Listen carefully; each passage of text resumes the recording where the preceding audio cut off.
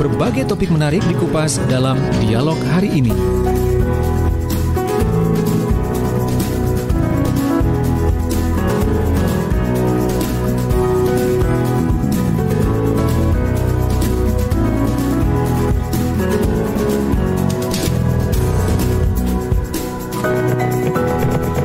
Ya, sahabat Suara Sidoarjo, seperti biasanya setiap hari Jumat pagi dari jam 9 sampai jam 10 nanti kita akan mendapatkan tambahan wawasan gitu ya, tentang pertanian, peternakan dan sebagainya. Nah, kita nanti akan berbincang-bincang dengan sahabat-sahabat dari Dinas Pangan dan Pertanian Kabupaten Sidoarjo, dan kali ini bersama dengan sahabat-sahabat dari Balai Penyuluhan Pertanian Kecamatan Jabon. Ini merupakan episode lanjutan dari Jumat sebelumnya, yang sebelumnya kita berbicara tentang peternakan juga gitu ya. Kalau kemarin itu tentang vaksin, pemberian vaksin pada ternak ya, baik dosis, kemudian manfaatnya, mekanismenya, teknisnya dan sebagainya. Nah, ternyata untuk membuat hewan ternak kita itu agar lebih produktif, itu ternyata ada beberapa hal yang juga harus diperhatikan. Satu di antaranya yaitu kandangnya. Ya, kandangnya ini mempengaruhi, bisa jadi ternaknya stres ya karena kandangnya kotor. Iya gitu kan, stres akhirnya nggak mau bertelur, kurus-kurus gitu ya, duduk melamun sendiri gitu. Iya. Baik, kita sudah bersama dengan Bapak Afif Husni dan juga Mas Revan pagi hari ini. Selamat pagi Pak Afif. Selamat pagi Pak. Mas Revan, selamat pagi. Selamat pagi. Assalamualaikum. Waalaikumsalam. Kabar baik ini bapak-bapak semuanya ya. Dan kuat Pak. Jaga kesehatan ya Pak ya. Baik. Kita bicara tentang sistem perkandangan pada ternak. Nah, ini seperti yang sudah saya sampaikan tadi teaser awalnya, itu ternyata kandang yang kurang baik dan kurang benar. Pasti ada standarnya ya. Untuk benar itu seperti apa sih? Baik itu seperti apa nanti bisa dijelaskan. Itu ternyata memang bisa membuat ternak itu jadi stres gitu ya. Nah, saya ingin tahu faktor-faktor yang harus diperhatikan saat kita akan membuat kandang itu sebenarnya apa saja nih Pak Husni? Pak Afif, sama ya Pak Afif Husni. Iya, silakan. Terima kasih waktunya Pak. Saya sapa teman-teman penyuluh se-Kabupaten Sidoarjo.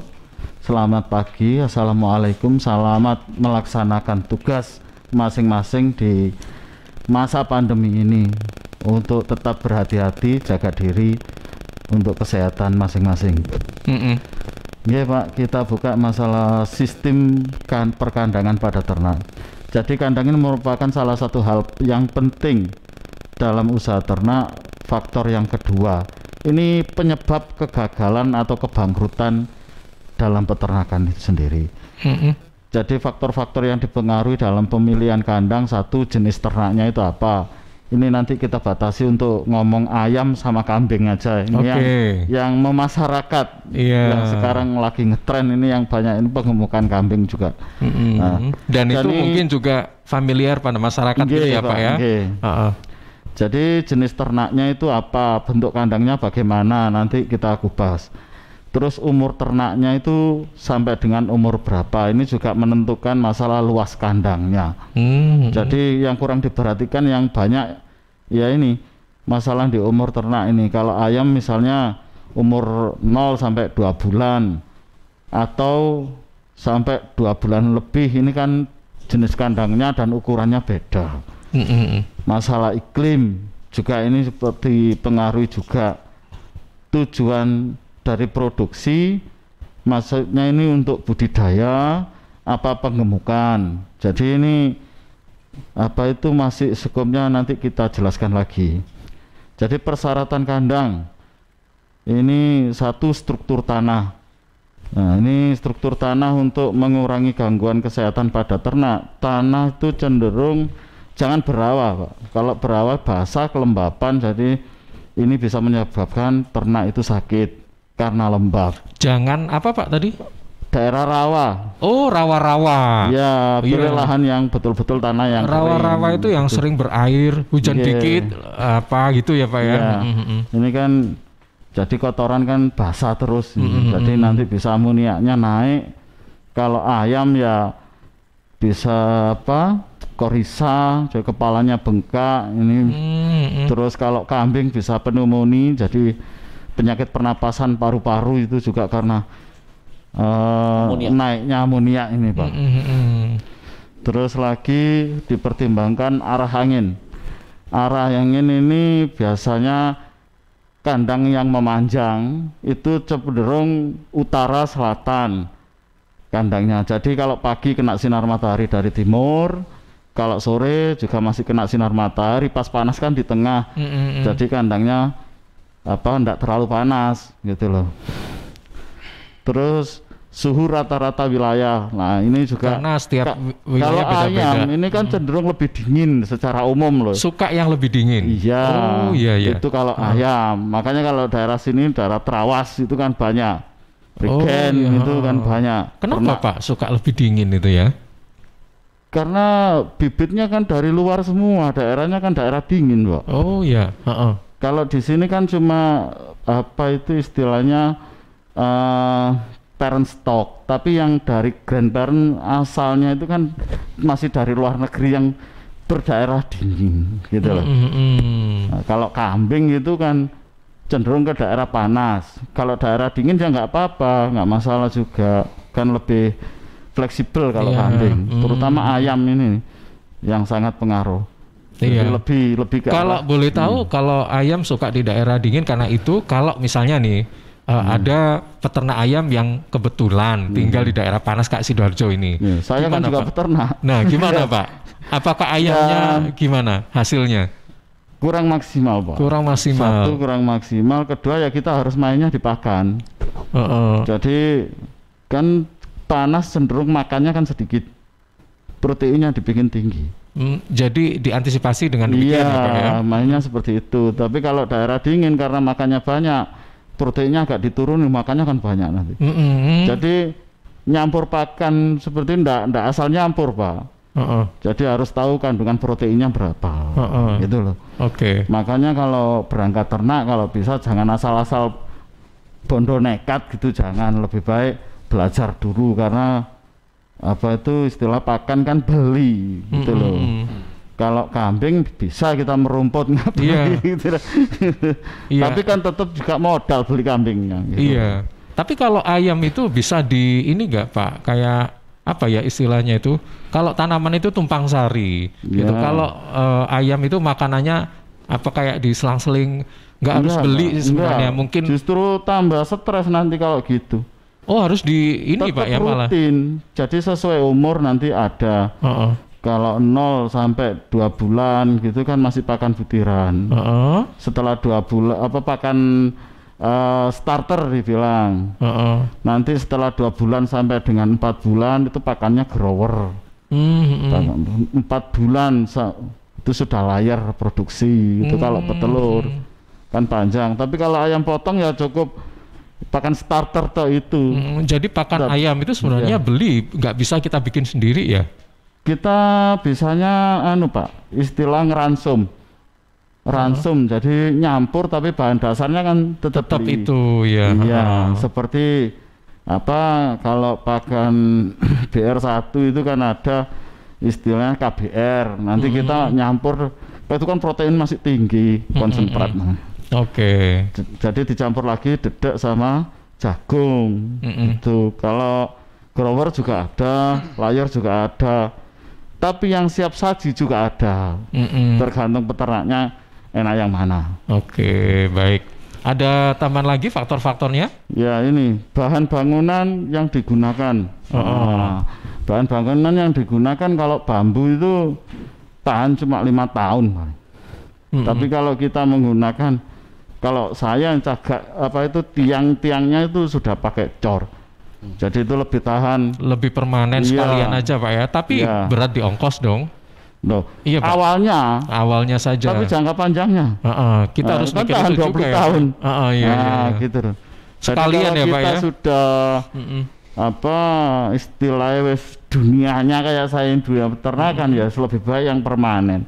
Itu pun kita setel apa ya bongkar pasang gitu loh, portable.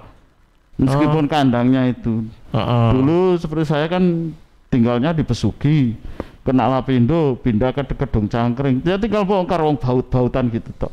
Portable, Pak. Cuma Iya, portable. tiangnya ini cor. Gitu loh. Kalau bambu ya 6 bulan sekali renovasi. Tiap menjelang musim hujan gitu. Iya. Kalau bambu. Oke, ini jadi wawasan juga bagi peternak pemula. Kalau misalnya bingung, ragu-ragu membuat kandang, apakah dari bambu, kemudian atau yang dicor portable tadi, Sekarang permanen. besi juga ada itu yang pakai kanal sirakitan. Jadi menurut Pak Afif itu disarankan lebih baik yang permanen tadi ya Pak ya. Kalau sudah memang dunianya peternakan ya baik bangun kandangnya seperti itu. Keluar uang lebih sedikit nggak apa-apa. Jatuhnya lebih murah, itu 20 tahun tahan. Oke, baik Pak. Terus buat kandang juga tergantung jenis hewannya itu apa. Nah, gitu kan. Apa itu model-model kandang kan banyak. Iya. Jadi kayak apa, mau ternak ayam, apa kambing itu kan jenis kandangnya kan beda gitu loh. Terus lagi ketersediaan air bersih. Nah, ini kan faktor utama itu kan air. Jadi kalau bisa itu kan ada daerah-daerah tertentu yang gersang nggak ada air, lebih baik jangan gitu, atau yang sumber airnya gampang. Terus harga bangunan juga ini masalah jarak dan jalan angkutannya itu jangan terlalu jauh dari jalan. Iya, ini yang harus diperhatikan ya Pak ya. Meskipun gini Pak, kadang-kadang kita bikin kandang ayam itu kan kadang-kadang ada polusi bau ya sebenarnya, ya kan? Nah, itu kira-kira yang ideal itu berapa meter sih dari pemukiman warga itu? Kalau saya gini Pak, apa itu istilahnya sekarang kan ada teknologi. Nah kan bisa. Jadi ininya nggak terlalu bau gitu ya Pak? Iya, kalau saya menggunakan prebiotik. Iya. Istilahnya itu apa, kalau dibilang jamu ternak ya. Gitu. Jadi itu prebiotik dengan penggunaan bakteri. Paling gampang ada di pasaran itu ada E4. Itu banyak Pak, apa itu ada Star Bio juga banyak. Itu fungsinya untuk mengurangi bau itu tadi. Oke, baik. Jadi memang ada solusinya gitu ya Pak ya? Sebetulnya ada, cuman ya itu tadi loh Pak. Belajar, jangan asal nekat ternak gitu, asal-asalan nggak mau istilahnya berguru dulu lah. Iya, baik. Oke, ini pemahaman mungkin beda dengan dulu. Yang dulu itu mungkin kita tahunya berdasarkan pengalaman ya, orang-orang dulu itu. Tapi kalau sekarang kan banyak tutorial gitu kan. Jadi bisa ini jadi acuan dan memang harus lebih diperhatikan lagi. Saya ke Pak Revan. Pak Revan, kalau boleh tahu memang kan pasti ada syaratnya dong cara membuat kandang itu sendiri. Mungkin harus yang perlu kita ketahui syarat-syaratnya itu apa saja? Iya, terima kasih Mas Dian. Persyaratan yang untuk pembuatan kandang ini secara umum itu yang pertama itu harus memiliki ventilasi yang baik. Jadi ventilasi ini adalah syarat mutlak bahwasanya untuk pembuatan kandang itu bisa berhasil pada ternaknya nanti bisa bersiklus hidup dengan baik. Jadi ventilasi udara masuk sama keluar itu harus seimbang. Jadi arah angin juga kita perlu perhatikan. Jadi biar bisa ventilasi itu udara itu bisa masuk secara seimbang dengan udara yang keluar. Itu yang pertama. Untuk yang kedua kita perlu perhatikan juga dari sinar matahari. Itu sinar matahari kita akan terbit matahari itu kan dari timur dan tenggelam di arah barat. Jadi pembuatan kandang itu seharusnya itu membujur dari selatan ke utara. Jadi, pada pagi hari. Jadi kena semua sinarnya ya Pak. Bisa kena sinar matahari semua di pagi hari dan kena ultraviolet. Kemudian di sore hari juga bisa kena sinar matahari. Oke. Ini sinar matahari bagi hewan ternak itu apa? Maksudnya mungkin bisa bersifat sterilisasi kandang mungkin Pak Repan ya kan, membunuh bakteri-bakteri itu. Nah, itu seperti itu. halnya kita kalau di masa pandemi ini Mas ya, kita kan harus suruh berjemur. Itu akan meningkatkan juga imun kita untuk menyerap vitamin D ultraviolet dari sinar matahari tersebut. Sama juga seperti hewan ternak itu bisa digunakan untuk menyerap vitamin D dari sinar ultraviolet yang ada pada sinar matahari. Oke. Fungsinya sama Mas. Baik, jadi hewan pun perlu caring ya. Iya. Iya, kemudian. Iya. Kemudian ada juga persyaratan yang lain itu mengenai tingkat kelembapan. Jadi pada pembuatan kandang kita juga harus memperhatikan tingkat kelembapan di area yang akan kita dirikan kandang. Misalkan seperti yang dijelaskan Pak Afif tadi, kita tidak boleh memilih area itu yang sifatnya itu tanahnya itu becer atau lembab atau tergenang atau berawa. Jadi itu nanti akan menyulitkan kita atau menghambat juga pertumbuhan daripada ternak tersebut.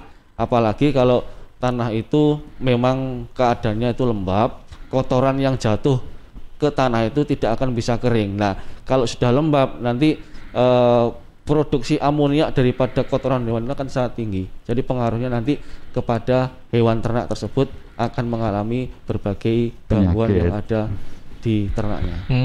Itu. Okay. Kemudian syarat yang lain itu juga harus mudah dibersihkan. Jadi kita buat sedemikian rupa kandang tersebut itu supaya kita mudah untuk membersihkan. Jadi kita buat model apapun. Di sini ada berbagai macam bentuk kandang, seperti halnya bentuk liter atau berbentuk panggung ataupun berbentuk baterai. Kandang itu ada berbagai jenis Mas. Kita sesuaikan bentuk dengan baterai ini kayak apa? Ya, kita nanti kayak tabung gitu ya mungkin. Bukan baterai itu yang ayam satu-satu itu loh. Disekat-sekat itu. Ayam petelur misalnya. Itu modalnya baterai yang namanya. Kita harus juga menyesuaikan kandangnya itu supaya kita nanti mudah untuk menghandle, untuk membersihkan atau mensanitasi daripada kandang tersebut. Kemudian juga ini tadi sudah saya jelaskan bebas dari genangan air. Tadi kaitannya dengan kelembapan tadi, biasanya kalau memang mudah tergenang air itu memang sifat dari kandang tersebut itu adalah kurang baik. Jadi mudah atau gampang sekali dari ternak tersebut itu akan terserang atau terganggu dari berbagai jenis penyakit. Gitu. Jadi usahakan lingkungan kandang itu di atas lahan yang kering, bukan yang lembab. Oke, bisa jadi mungkin agak tinggi saja ya, lebih aman ya gitu ya Pak. Tanahnya kalau bisa rata gini Pak. Panggung, bisa yang panggung nanti. Panggung. Atau istilahnya stal ya. Stal. Jadi kalau tanahnya itu nggak rata, nanti ada genangan-genangan meskipun daerahnya nggak berawa tapi tanahnya nggak rata, itu juga ada jadi genangan juga. Jadi diratakan dulu. Oke. Pak Afif. Kira-kira untuk ini kan secara general atau secara umum sudah disebutkan ya faktor-faktornya, kemudian apa yang harus diperhatikan dalam membuat kandang, syarat-syaratnya dan sebagainya. Nah, tadi kan Pak Afif juga mengatakan tergantung jenis ternaknya. Kalau kambing sama ayam pasti beda dong. Nah, ini mungkin bisa dijelaskan Pak. Kalau kambing itu gimana, ayam gimana? Ya, makanya saya bilang tadi pada hal yang awal tadi masalah jenis ternaknya kan ini kan. Iya. Kalau ayam ini bisa style ini Pak, lantai. Jadi pakai liter, istilahnya liter itu dari sekam bisa, dari serutan geraji bisa. Alasnya ini loh, kalau yang kandang lantai ini stall namanya. Nah, ini biasa untuk ayam kecil atau penggemukan ayam potong yang begini nih. Nah, kapasitas juga harus diperhatikan. Kalau sampai umurnya itu cuma 2 bulan, kalau yang stall gini ini 1 meter banding 6 gitu loh. Tapi kalau ayamnya itu panggung 8 sampai 10 berani. Kalau yang panggung yang di atas ini. Oh ya. Kalau kambing sama juga, ada yang stall di bawah, ada yang panggung.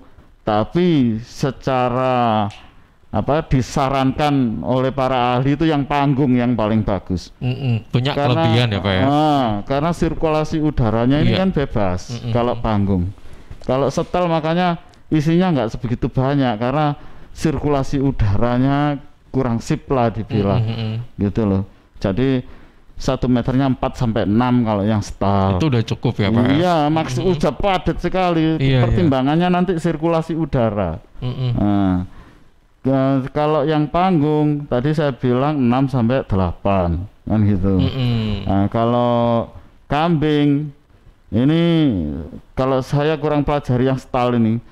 Tapi yang stall ini biasanya itu orang-orang yang istilahnya kurang intensif. Nah, kalau saya kan intensif, di rumah juga ada pengemukan kambing juga.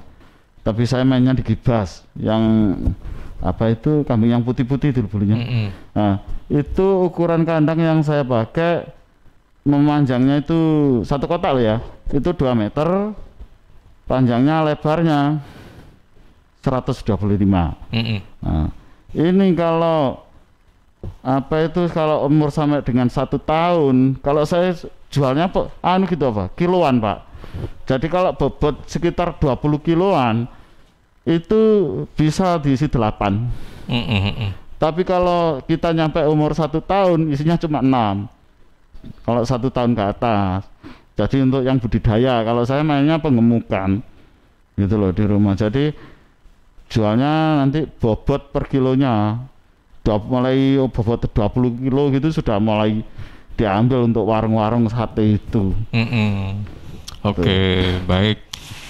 Pak Afif, Mas Revan, nanti kita akan lanjutkan kembali. Untuk Anda sahabat Suara Sidoarjo yang ingin bertanya silakan ya. Anda bisa manfaatkan hotel kami di 0318961514 atau melalui WhatsApp di 0811309109. Dan Anda yang saat ini menyaksikan secara live melalui www.suarasidoarjo.id atau bisa juga melalui YouTube Suara Sidoarjo Live. Terima kasih. Anda juga bisa menanyakan secara langsung ya. Bisa melalui YouTube mungkin Facebook ya dan sebagainya. Baik, kami akan kembali setelah beberapa spot iklan berikut ini. Lihat nih Jeng, Cheers punya kemasan baru 230 ml. Wah, imut ya? Iya dong Jeng, bentuknya yang kecil dan seksi, gampang banget dibawa kemanapun dan kapanpun. Wah iya, bisa muat nih di tas tangan, taruh di kotak makan si adek, dan gampang juga ya dibawa pas jogging. Bener, dan di musim virus kayak gini kita juga harus rutin minum air putih Jeng. Cheers Alkaline ini punya kandungan pH yang tinggi sampai 8,5. Jadi daya tahan tubuh kita lebih terjaga dan melindungi kita dari virus sampai resiko kanker. Nah, buat konsumsi di rumah atau di kantor, ada kemasan galon juga Jeng, yang 20 liter. Untuk pemesanan area Surabaya, hubungi kami di telepon 0807 124 3377 atau WhatsApp ke 0877 77 24 3377. Bagi Anda yang ingin bergabung menjadi partner Cheers, bisa hubungi 031 84 95 888. Anda di rumah aja ya, biar kami yang antar. Cheers Alkaline Power 230 ml, seksi, healthy, easy. Untuk wilayah Sidoarjo dan sekitarnya bisa menghubungi Depo Candi di 0821 4225 6646 0821 4225 6646. Guys, sejak pandemi yang melanda Indonesia tahun lalu, sekarang semua kegiatan jadi serba online nih. Dari mulai meeting kantor, bisnis, presentasi ke klien, pembelajaran dan kuliah, sampai belanja keperluan sehari-hari, apapun deh. Tapi kamu nggak perlu khawatir, ada IndiHome yang bisa melengkapi kebutuhan layanan internet di rumah kamu. Paket yang memberikan layanan internet, TV interaktif, dan juga telepon rumah. Kamu bisa bebas nelpon selama 300 menit, internet cepat hingga 300 Mbps, dan juga akses ratusan channel TV favorit. Selain itu, kalian juga berkesempatan mendapatkan benefit tambahan lainnya. Ayo, segera cek di website www.indihome.co.id atau install aplikasi My IndiHome di App Store atau Play Store. Mendukung setiap langkah bebas karyamu, IndiHome, aktivitas tanpa batas. Wujudkan bersama IndiHome. Rokok opo iki lho, kok putihan? Ya rokok kok, ya murah, ya akeh. Rokok ilegal iki. Masa rokok ilegal iki? Joki.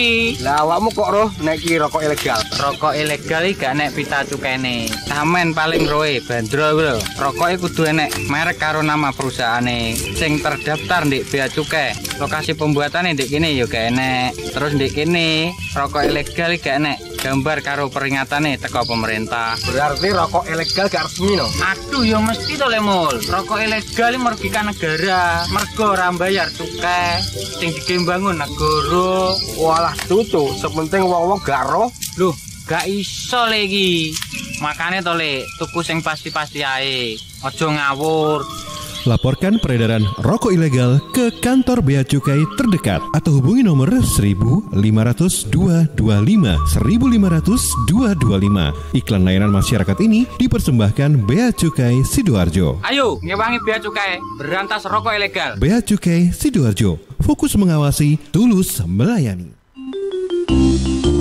Tisu, masker, hand sanitizer, apalagi ya? Situ mau kerja atau mau camping sih? Kayak mau naik gunung aja. Hello, selama ini kemana aja? Ini yang perlu disiapin buat adaptasi kebiasaan baru alias new normal. Sekarang ini kita kudu dan harus terbiasa dengan kebiasaan hidup sehat, bersih, sesuai protokol kesehatan. Saat ini kita dalam perubahan pola hidup dalam situasi pandemi COVID-19. Jadi kita perlu melaksanakan adaptasi kebiasaan baru atau protokol kesehatan dalam kegiatan sehari-hari. Jangan lupa pakai masker, tetap jaga jarak, sering cuci tangan pakai sabun dengan air mengalir. Sediakan hand sanitizer kemana-mana. Kalau flu, di rumah saja. Nggak perlu bersalaman, say hello saja. Kalau nyampe di rumah, langsung mandi. Gunakan uang elektronik. Kalau naik kendaraan umum, jaga jarak. Balita atau lansia, di rumah saja. Ayo menuju new normal dengan melaksanakan protokol kesehatan dan menerapkan adaptasi kebiasaan baru. Hei, udah jam berapa nih? Kebiasaan telat juga masuk new normal ya? Ada yang kurang satu, uang sakunya belum. Iklan layanan masyarakat ini persembahan Dinas Kesehatan Kabupaten Sidoarjo. Suara Sidoarjo, lembaga penyiaran publik lokal pemerintah Kabupaten Sidoarjo. Ya, sahabat, seiring bertambahnya usia, tubuh mulai bersifat asam atau asid sehingga mudah terserang penyakit. Maka dari itu, segera perbaiki pola makan dan perbanyak asupan alkaline seperti sayur, buah, dan Cheers Alkaline Power. Cheers Alkaline, air minum kesehatan dengan pH tinggi 8,5 yang setara dengan sayur dan buah serta punya 6 manfaat, yaitu meningkatkan metabolisme dan daya tahan tubuh terhadap virus, menjadi antioksidan alami pencegah kanker, menjaga kekuatan tulang dan gigi, membantu penyerapan mineral lebih efektif, membantu hati dan ginjal membuang racun dari tubuh serta mencegah sakit mah. Info lengkap Cheers Anda bisa hubungi Sutrisno di 0821 4225 6646. Sekali lagi 0821 4225 6646. Cheers Healthy Drinking Water. Suara Sidoarjo, lembaga penyiaran publik lokal pemerintah Kabupaten Sidoarjo. Ya, masih bersama dengan Pak Afif dan Mas Revan dari BPP Kecamatan Jabon, dan siang hari ini kita juga kedatangan Pak Sunyoto. Selamat bergabung kembali Pak Sunyoto. Selamat bergabung. Wah, ini kena penyekatan mungkin tadi. Iya, lewat Ande ditutup, lewat jalan tikus muter-muter juga ya, muter-muter di sini tadi. Bundaran juga kena sekat. Nah, akhirnya datangnya agak terlambat dikit. Agak telat sedikit ya. Baik, Pak Afif, Mas Revan juga Pak Sunyoto, kita lanjutkan kembali perbincangan kita pada pagi hari ini tentang sistem perkandangan pada ternak ya. Kalau tadi sudah dijelaskan mengenai faktor-faktor apa saja, kemudian persyaratan dan sebagainya. Nah, sebelum kita menginjak pada pertanyaan dari sahabat Suara Sidoarjo, saya sudah ada 3 pertanyaan yang sudah masuk. Mungkin dijelaskan juga manfaat dari kandang ini sendiri. Selama ini kan kita tahunya mungkin kandang ini kan agar kalau di wilayah-wilayah perbatasan dengan hutan agar tidak dimakan hewan buas misalnya, ya kan? Kalau untuk daerah-daerah yang aman, daerah pemukiman, mungkin agar peternak ini hewan ternak ini juga aman, nggak istilahnya ucul gitu Pak. Dan aman kabur gitu ya. Nah, mungkin ada lain Pak yang belum kita ketahui. Monggo silakan. Monggo Pak Nyoto dijelaskan masalah manfaat kandangnya. Manfaat kandang. Oke. Ada memang beberapa manfaat. Antara lain ada 6. Ini yang satu menjaga keamanan ternak dari pencurian. Yang 2 meningkatkan efisiensi penggunaan tenaga kerja, dan 3 melindungi ternak dari perubahan cuaca atau iklim yang ekstrim atau panas, hujan dan angin. 4 mencegah dan melindungi ternak dari penyakit. 5 memudahkan pengelolaan ternak dalam proses produksi seperti pemberian pakan, minum, pengelolaan kotoran, limbah dan bikin perkawinan. Yang mungkin yang terakhir ini melindungi dari predator. Di antara manfaat itu ada 6. Mungkin manfaat lain belum kita ketahui, mungkin tergantung dari daerah masing-masing. Lokasi. Nah, mungkin lokasinya di mana. Nah, itu mungkin perlu yang lain antaranya dalam hal pemanfaatan kandang. Mungkin beberapa hal yang belum saya ketahui atau belum saya kenal, mungkin ada teman yang bisa menjelaskan dari teman-teman yang lain. Dari Pak Revan juga Pak Afif mungkin. Saya rasa tinggal penjabarannya aja. Tapi jadi, selama ini Pak Afif yang sudah terjun langsung bisa menambahkan juga ya.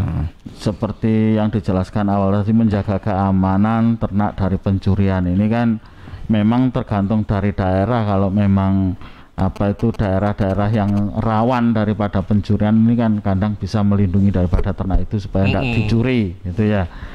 Meningkatkan efisien penggunaan tenaga kerja, kita jadi tenaga kerjanya bisa maksimal Pak. Jadi kalau kandang itu istilahnya bahasa Jawanya diumbar. Nah ini kan istilahnya perhitungan satuan tenaga kerja Pak. Jadi kalau istilahnya ayam gitu kandangnya manual gitu, itu satu orang kan bisa menguasai 2.000. Kalau semi otomatis bisa 4.000 satu orang loh maksudnya. Kalau pada kambing misalnya, kalau dikandangkan itu satu orang itu 50 ekor satuan tenaga kerja. Kalau pada sapi 5. Jadi semua terukur Pak kalau di peternakan itu. Enggak istilahnya sudah terhitung gitu, ada satuan-satuan tenaga kerjanya. Untuk melindungi ternak dari perubahan cuaca, ini kan dilindungi dengan atap supaya tidak kehujanan. Ini kembalinya lagi pada arah angin juga. Itu bentuknya supaya kalau hujan angin itu istilahnya gak ketampon, jadi terbawa angin besar masuk ke kandang. Jadi kan kita kalau bikin kandang kan mesti kenali daerah situ angin yang paling sering atau paling besar biasanya dari arah mana, itu kan harus kita pikirkan juga. Untuk mencegah dan melindungi ternak dari penyakit lah, ini seperti kita ulas tadi pada persyaratan kandang. Jadi kandang ini manfaatnya di sini dalam artian ya sirkulasi udara seperti dijelaskan Pak Repan panjang lebar tadi mengenai penyakit, jadi saya lewati. Untuk memudahkan pengelolaan ternak proses produksi seperti pemberian pakan, minum, kotoran dan perkawinan berhubungan dengan yang tadi saya sampaikan. Maksimal dalam perawatan gitu ya. Untuk melindungi predator, ini yang dimaksud hewan buas Pak. Nah ini kalau kandangnya dekat sawah ini ya tolong diperapat, karena di situ kan ada biawak sama garangan. Ini ada teman di Tanggulangin itu juga gitu Pak. Jadi istilahnya bangkrutnya itu karena banyak serangan dua hewan ini Pak. Iya. Meskipun sudah di dalam kandang tapi tetap bisa Pak. Naik bisa ya. Iya. Naik kadang-kadang dari atas itu baru masuk. Kayak nyampe gitu. Kadang-kadang karangan itu, kalau garangan itu biasanya kan bobol. Bobol ngerong karangan. Baik. Saya ke Pak Afif. Pak Afif, selama ini kandang yang sudah kita pakai itu kan ada usianya ya Pak ya, iya kan? Entah itu tiba-tiba habis itu kropos atau rusak atau apa. Nah, kalau misalnya kita sudah dapatkan itu, yang kita lakukan apa selain memperbaiki? Mungkin apakah ini lebih baik diganti sajalah atau apa begitu. Nah, ketika menghadapi itu apa yang dilakukan oleh seorang peternak gitu? Nah ya kita lihat permasalahan yang ada Pak. Maksudnya itu apakah harus diganti, apa cukup tambal sulam, renovasi, gitu kan ada kelasnya masing-masing. Jadi nggak terlalu masalah, nggak usah terlalu panik ya. Iya, makanya kan dari awal tadi kita pertimbangkan dari bahan bangunan kandang tadi. Nah kita itu maunya yang permanen jangka panjang, nggak permanen istilahnya. Kayak bahannya kan kalau dari bambu ya resikonya seperti ini. Kalau kita pakai yang cor ataupun besi kanalsi itu juga seperti ini. Itu kita tentukan pada awal pembuatan kandang, gitu loh. Kalau saya pilih yang permanen. Ya, begitu. Makanya tadi itu keluar uang sedikit lebih banyak, tapi manfaatnya lebih besar. Iya, kelihatannya besar di awal Pak. Tapi kalau kita kuruskan, kalau peternak itu sedikit maju kan bisa dibilang biaya penyusutan Pak ya. Nah itu kan jauh lebih kecil biaya penyusutannya itu gitu karena kita tahan 20 tahun. Pertama besar biayanya, baru nanti kan penyusutan lebih baik seperti itu daripada nanti sekian bulan tambal sulam. Iya, tiap 6 bulan kalau bambu. Seperti itu. Kalau jalan cor itu lebih baik dicor daripada tambal sulam. Iya Pak, jatuhnya lebih besar lah ongkos tenaga kerjanya, perannya. 1 bulan ganti, 2 bulan, 3 bulan ganti ya. Lebih baik kan sekalian permanen nanti kan. Nah dari segi biaya perawatan kandang kan nggak terlalu terus keluar kan gitu. Iya baik. Iya ini ada 3 pertanyaan yang sudah masuk ke Pak Revan, Pak Afif, Pak Sunyoto. Yang pertama dari Pak Andi yang ada di Candi ya. Apa betul Pak pemberian wortel pada hewan kambing kurban itu bisa membuat kambing menjadi kelihatan lebih gemuk? Ini kan mau Idul Adha ya. Nah, apa betul pemberian wortel bisa membuat badan kambing kurban kelihatan lebih gemuk? Ini untuk biasanya orang-orang yang membeli hewan kambing kurban ini suka yang gemuk-gemuk kan. Tapi habis itu disembelih dagingnya dikit. Siapa tahu mungkin ada trik-triknya yang nggak tahu kita ya. Kemudian dari Mas Agus yang ada di Porong. Apa yang harus diperhatikan jika ingin membuat kandang dalam skala atau ukuran besar? Nah, ini pasti ada perbedaan dengan ukuran kecil. Tapi kalau yang besar atau kecil ini kan pasti ada standarnya berapa, ini tidak dijelaskan ya, hanya besar gitu saja. Kemudian Pak Rudi yang ada di Jabon, bagaimana pendapat Bapak tentang peletakan kandang sapi? Ini mohon maaf, ini keluar dari tema, kalau tadi kan ngomongnya kambing sama ayam saja. Ini mungkin tapi nggak apa-apa ya Pak ya? Nggak apa-apa.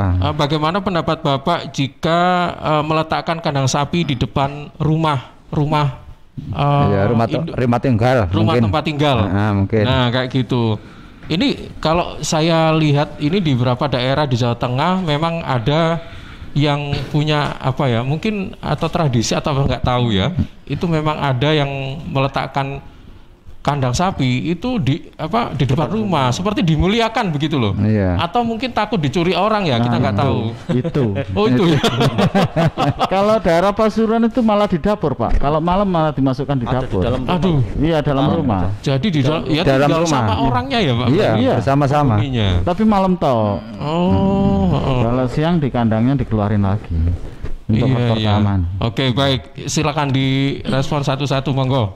Yang pertama tadi. Untuk yang pertama tadi pertanyaan dari Candi, Pak ya. Iya, Pak Andi. Apakah betul pemberian wortel itu bisa membuat jadi lebih gemuk? Ternak kambing itu bisa jadi gemuk. Pada dasarnya pemberian pakan pada kambing, baik itu berupa karbohidrat, protein maupun yang mengandung vitamin seperti wortel dan sebagainya itu baik diberikan kepada ternak. Nah, pemberian wortel, khususnya wortel ini kan merupakan asupan sayuran. Kalau kita lihat itu wortel itu merupakan jenis sayur yang itu kandungannya ada proteinnya, ada, cuman sedikit. Tapi yang lebih banyak itu yang pada wortel adalah vitamin. Jadi pemberian wortel pada ternak itu nanti akan lebih memberikan ternak itu kepada daya tahan tubuhnya. Jadi meskipun itu ada faktor lemak ataupun protein yang masuk ke dalam tubuh ternak dari wortel itu nanti masih akan lebih berpengaruh pada ketahanan terhadap imun terhadap penyakit di tubuh hewan tersebut. Jadi lebih banyak vitaminnya yang masuk ke dalam tubuhnya itu, Pak. Itu yang pertama. Itu yang kedua, apa yang diperlukan, apa yang harus diperhatikan jika kita itu akan membuat kandang dalam dengan skala yang besar. Jadi faktor yang pertama harus kita perhatikan pembuatan kandang tadi, yang pertama adalah lingkungan. Jadi faktor lingkungan, jadi untuk jenis tanahnya. Jadi itu tanah yang akan kita dirikan kandang itu memenuhi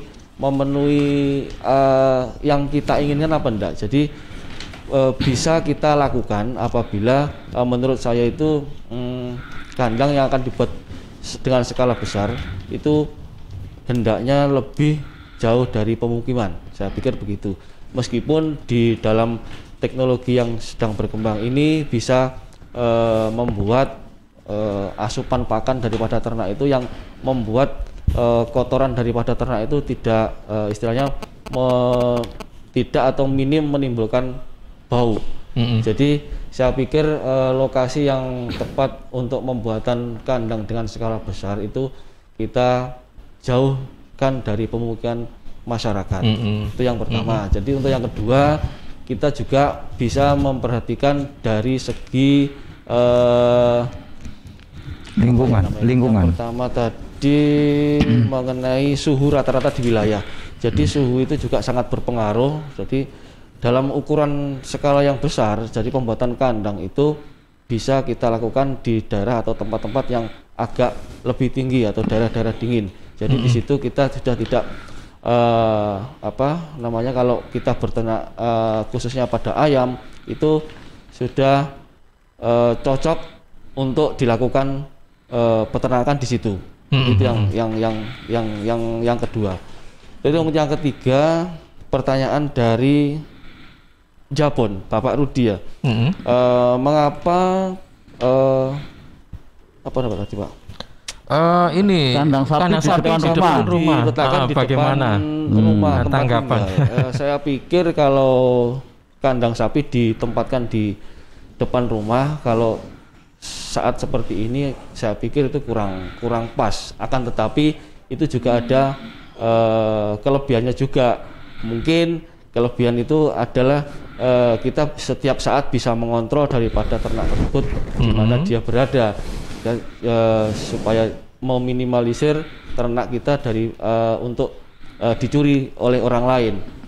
Selain ditempatkan di depan rumah itu kalau di kabupaten lain di selain Sidoarjo saya pernah lihat itu malah dimasukkan ke dalam rumah. Jadi kalau malam hari itu mereka tidur sama-sama dengan pemiliknya, sama-sama dengan peternaknya. Jadi kumpul sapi, tidak kumpul kebo. Kalau ternak kebo kumpul kebo, Pak. Itu mungkin salah satu dari peternak itu untuk mengantisipasi bagaimana untuk meminimalisir kejadian-kejadian yang tidak diinginkan seperti halnya pencurian ternak ataupun sabotase ternak dan lain sebagainya. Itu saat ini memang masih ada yang seperti itu. Tapi kalau menurut saya sendiri kandang ternak kalau diletakkan di depan rumah itu saya pikir nilai estetikanya kurang bagus. Jadi misalkan kita itu mempunyai ternak khususnya sapi, kita letakkan di depan rumah, otomatis kan nyun sewu, sapi kan juga buang kotoran, buang urin juga.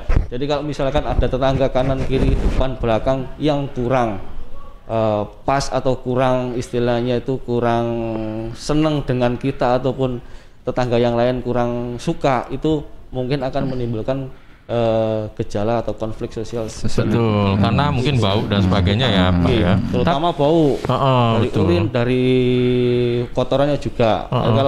Kalau kita belum bisa istilahnya itu memberi pakan asupan itu dengan berbagai campuran, misalkan kayak Pak Afif tadi dikasih probiotik supaya untuk meminimalisir bau kotoran yang keluar, bau feses yang keluar kotoran itu bisa dikurangi. Itu ya alangkah lebih baiknya mending beternak itu di kandangnya itu dijauhkan atau agak lebih menepi dari lingkungan masyarakat. Oke, baik. Itu sarannya mungkin Pak. Saya menambahi Pak Repan.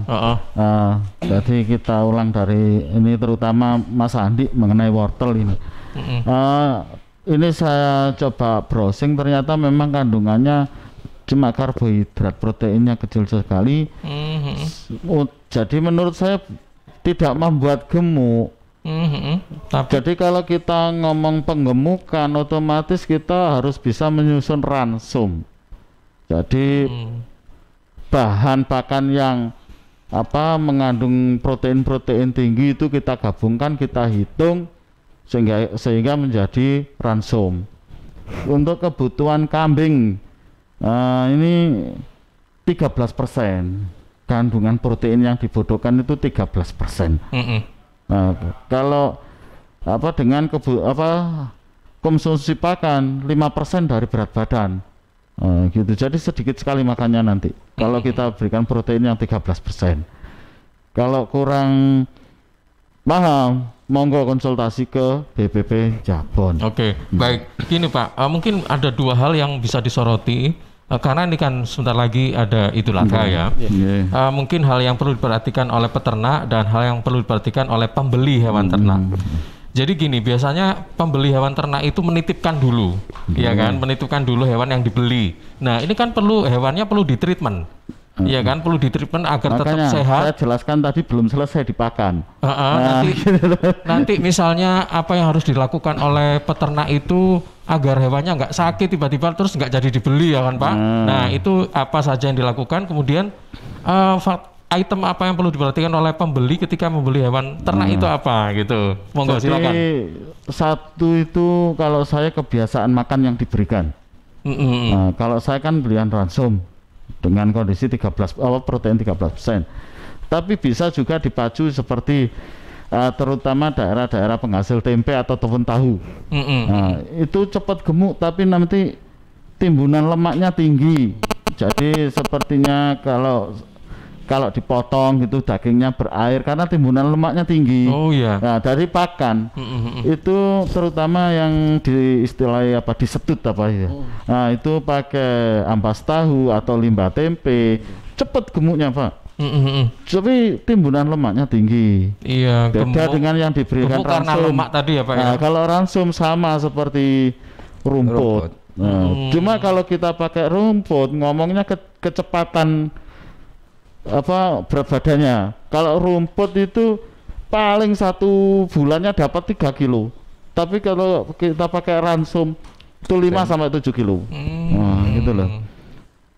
Makanya kalau menurut saya, kalau saya sih harus hafal, lihat ini makanannya pakai apa, ini sudah kelihatan dari warna bulunya. Gitu. Iya, dari warna bulunya udah kelihatan. Khusus untuk domba loh, yang putih-putih itu loh. Warna bulunya lebih udah kelihatan dari makannya apa gitu. Kalau saya sudah paham. Gitu. Gimana Pak? Warnanya lebih gimana kira-kira? Mengkilat putih memplak. Mengkilat putih memplak biasanya. Kalau yang ransum ataupun rumput lebih gelap warna bulunya, kusam gelap. Gitu. Iya. Jadi dagingnya yang ini lebih padat. Samen dipotong gitu ndak ngocos gitu airnya. Keluar air ya Pak ya. Enggak.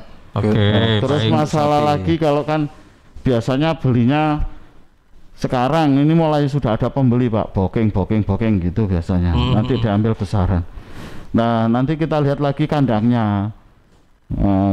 Kan berhubungan dengan penyakit tadi, kandangnya nggak intensif ya bisa jadi. Iya. Lebih baik cari yang intensif, terutama kebersihan. Terutama kebersihan itu biasanya kan yang namanya kotoran jarang dibuang terus biar terus kakinya itu menginjak-injak, itu kan termasuk juga bisa mempengaruhi juga terhadap kesehatan hewan juga. Kalau di jalan-jalan ya.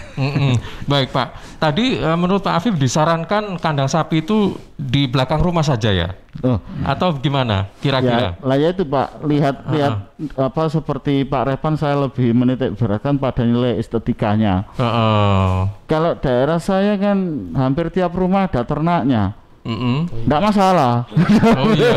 Gitu loh. Di depan rumah nggak masalah ya? Kalau daerahnya itu nanti dia itu cuma sendiri beternak, ini akan jadi masalahnya dengan tetangganya. Betul. Gitu Pak loh. gini, kalau misalnya di belakang rumah ada sistem security yang aman itu yang kayak apa sih, agar orang-orang kan biasanya kalau ditaruh belakang rumah khawatir akan dicuri. Nah mungkin makanya kandangnya kalau yang permanen gitu kira-kira kuat, aman gitu loh aman Pak. Ya itu Pak. Iya. Oh iya oke. Berarti lihat bangunan kandangnya ini loh. Selama ini nggak ada bantuan apa kayak sistem pengamanan. Kalau biasanya kalau sawah itu kan ada kayak tanam listrik ya atau apa gitu. Sudah nggak boleh, bahaya. Oh sudah nggak boleh ya Pak. Itu untuk tikus biasanya banyak korban tuh udah dari larang Pak. Dari petani sendiri banyak korban kan.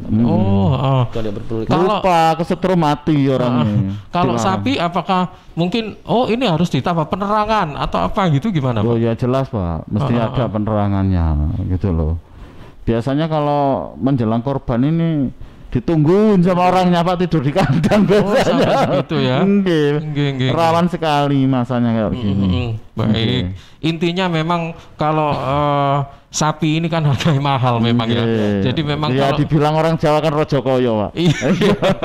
Apalagi kalau harga daging udah naik ya, berarti memang harus lebih sesekali ngecek gitu ya Pak ya, memang harus begitu ya, rajin-rajin. Baik, yang terakhir silakan yang ingin disampaikan Pak Afif, Pak Revan, silakan monggo.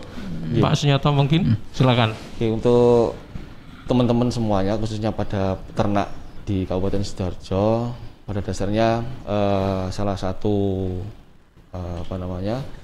syarat mutlak daripada ternak itu bisa berkembang biak dengan baik, dengan produksi dengan baik itu adalah kita harus memperhatikan sistem perkandangan juga. Di sini tadi sudah banyak sekali diulas dari teman-teman semua mengenai sistem perkandangan. Jadi mulai dari faktor-faktor apa yang mempengaruhi pemilihan kandang, baik itu nanti yang di dalamnya itu jenis ternak, umur, iklim ataupun tujuan produksi. Kemudian syarat-syarat kandang itu harus bagaimana, arah angin kita tentukan, suhu wilayah rata-rata di wilayah itu bagaimana, jenis ternaknya itu apa yang akan kita budidayakan itu harus kita perhatikan juga. Jadi untuk pembuatan kandang secara umum itu kita juga harus memperhatikan dari segi sosial ataupun estetika. Jadi tadi kalau tadi disebutkan bahwasanya pembuatan kandang itu bolehkah kita letakkan di depan rumah? Boleh, asalkan itu bisa diterima oleh warga ataupun tetangga-tetangga sekitar. Misalkan tetangga itu tidak ada yang beternak selain kita, ya kita jumowo lah, kita kandang itu kita letakkan yang lebih jauh dari pemukiman masyarakat. Itu aja. Oke, baik, tambahan mungkin Pak Afif cukup? Saya menitik beratkan begini Pak, jangan ujuk-ujuk berangkat tanpa ada yang bimbing. Iya betul Pak. Ini banyak apa istilahnya yang ya kasar ngomong bangkrut. Enggak, ini kan banyak PHK ataupun apa sehingga ujuk-ujuk moro beternak. Enggak ada tanpa yang bimbing. Pengalaman. Jangan malu bertanya pada yang senior, tanyalah gitu loh. Saya sendiri buka los kapanpun mau, di rumah boleh, di kantor boleh, gitu loh. Konsultasi gratis. Iya, intinya seperti itu. Jangan moro-moro berangkat gitu. Banyak yang bangkrut Pak. Seperti tadi pemilihan bahan makanan nggak tahu, bentuk kandangnya itu kan banyak syaratnya bikin kandang. Masalah ketinggian dari tanah itu juga kan semuanya terhitung, terukur gitu loh Pak. Kalau di peternakan itu. Iya, nggak asal buat kandang karena banyak menganggap kandang itu sepele. Sebenarnya banyak faktor yang harus diperhatikan. Sirkulasi udara, juga arah bangunannya. Kalau seperti yang besar kayak PT, kemana-mana pengen lihat nanti kan mesti arahnya utara selatan. Karena apa? Supaya ada sirkulasi udara tadi. Juga matahari sinar. Nah ini selama ini mungkin biasanya yang tidak diketahui itu asal bikin kandang ternyata makanya penyebab kegagalan kedua itu di kandang, Pak. Selain yang pertama kemarin kan vaksin ya. Yang kedua kandang. Oke, baik. Terima kasih Pak Afif, Pak Revan, Pak Sunyoto. Mudah-mudahan bermanfaat untuk sahabat Suara Sidoarjo bagi mereka yang ingin memulai usaha peternakan ini ya. Baik. Selamat siang. Assalamualaikum warahmatullahi wabarakatuh. Waalaikumsalam warahmatullahi wabarakatuh.